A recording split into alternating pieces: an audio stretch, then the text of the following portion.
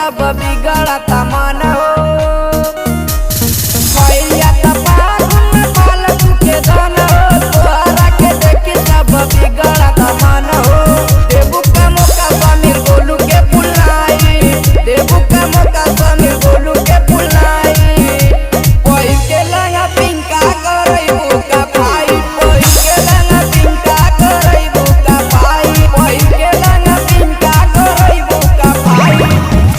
बाजार तू बनैलू होली में गोली चलवैलू हो।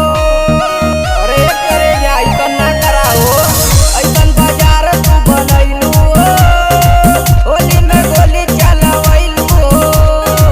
फिर से पहिलू काहे चोली इतना टाइट, फिर से पहिलू काहे चोली इतना टाइट। पहिल के लंगा पिंका करैबू का फाइट, पहिल के लंगा पिंका करैबू रंगवा लगवाला हो। रामदतपुर से लेके आइल बानी।